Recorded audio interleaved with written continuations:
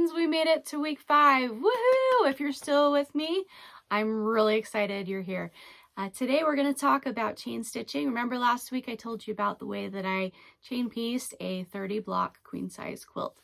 It took a little bit of organization and time to get things where I needed them to be, but after that things just came together super quick, relatively speaking. So let's talk about it.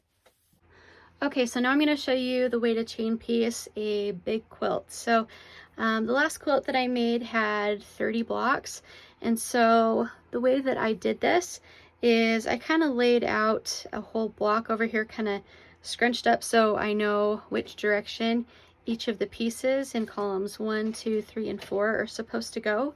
And then what I did is I stacked up little tiny stacks of each column starting at the bottom. So I'm going to do this column really quick. So we've got this piece on the bottom, and then this piece there, this piece there, and the piece at the top. Okay, so that is all of column 1. So I'm going to put that right here. These are columns 1, 2, 3, and 4 that I already put together.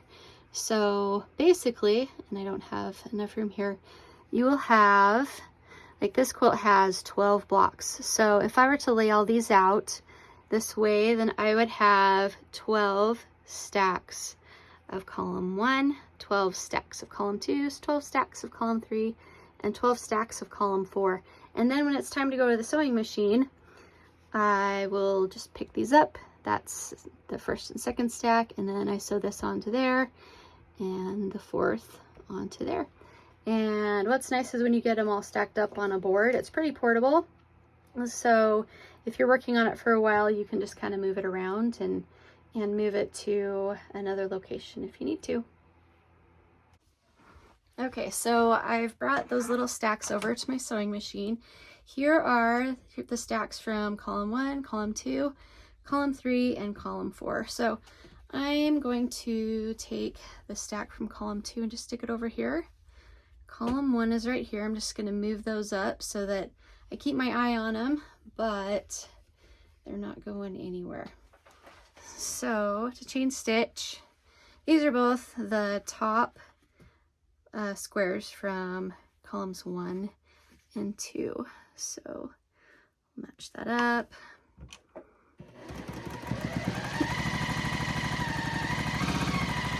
Okay, and then the second square. And I just kind of try to match these up on the bottom as well as I can.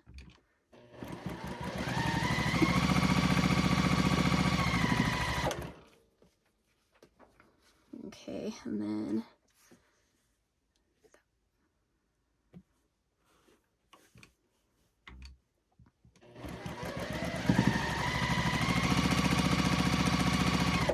I'm warning you, chain piecing is super addicting. So once you start, you can't stop. And once you find out how quick it is to finish a quilt, it's so fun. Okay, so I've sewn together the squares on columns 1 and 2, so I'm ready for the squares from column 3. And that is this little stack right here.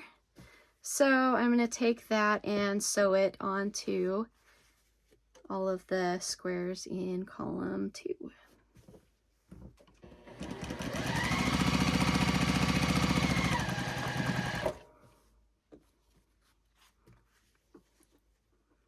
And I'll just try to line those up as best as I can.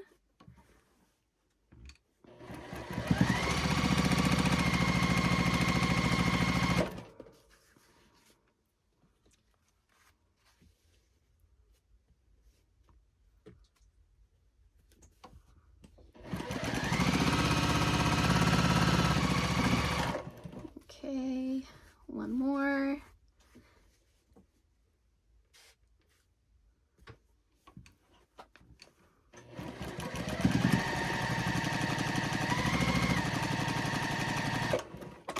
Okay, and then we'll sew on the last column. And we'll be done with this block for right now.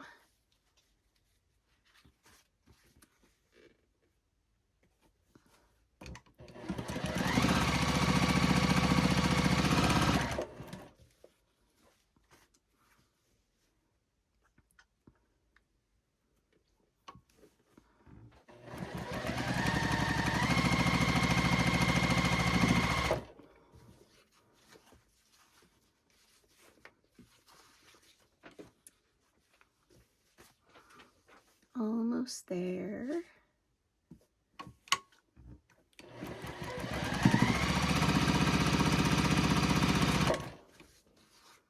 And the last one.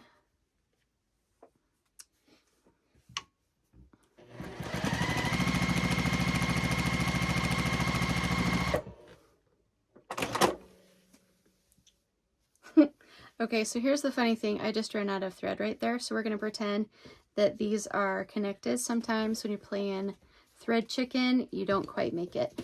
But as you can see, we've got most everything connected and ready to take to the ironing board and press open these seams.